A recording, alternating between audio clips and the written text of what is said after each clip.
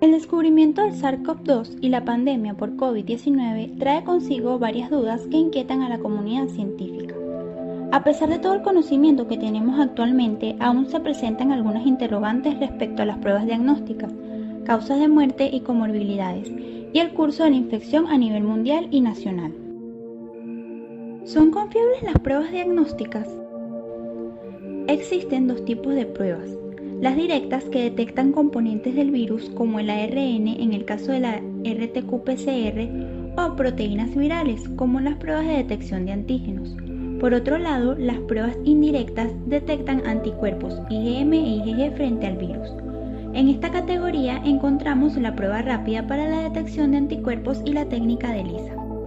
La RT-qPCR es considerada la prueba de elección para el diagnóstico de COVID-19 por su elevada especificidad. Es decir, un resultado positivo es confirmatorio. Sin embargo, un resultado negativo no descarta la enfermedad, y esto se debe a su sensibilidad variable.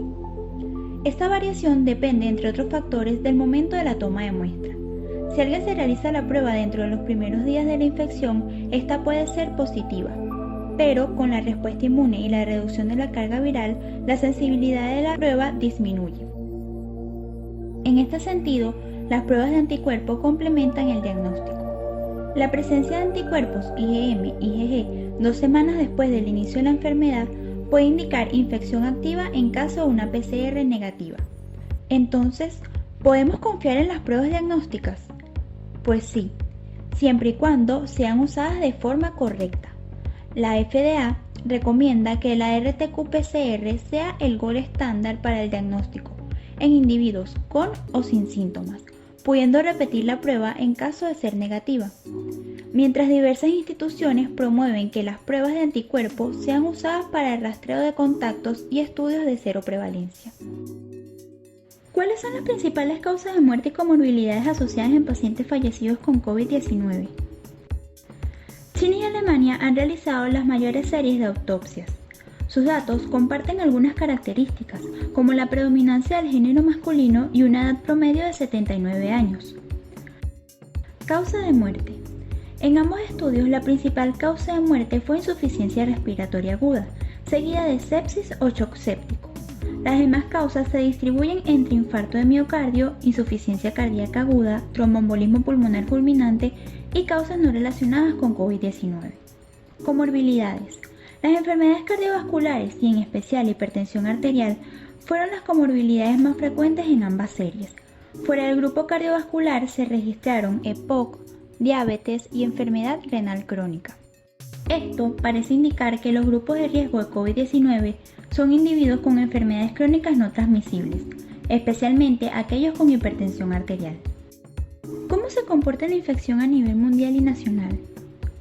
Para finales de agosto del 2020, la enfermedad había alcanzado casi 25 millones de casos confirmados a nivel mundial, según datos de la OMS. Del total, más de 838.000 habían sido las defunciones registradas. América tiene más del 50% de casos registrados desde el inicio de la pandemia.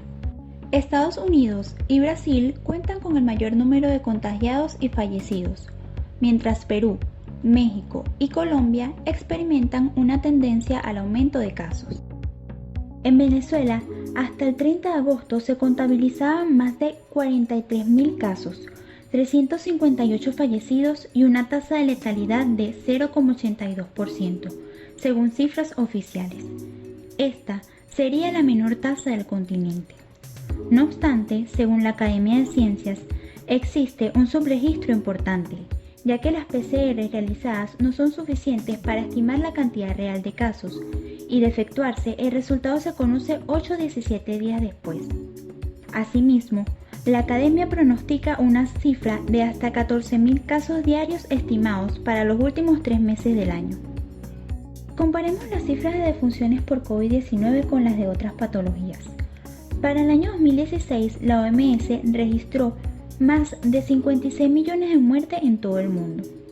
De esta cifra, las 10 principales causas de muerte ocupan más del 50%. Las enfermedades cardiovasculares han liderado esta lista por más de 10 años.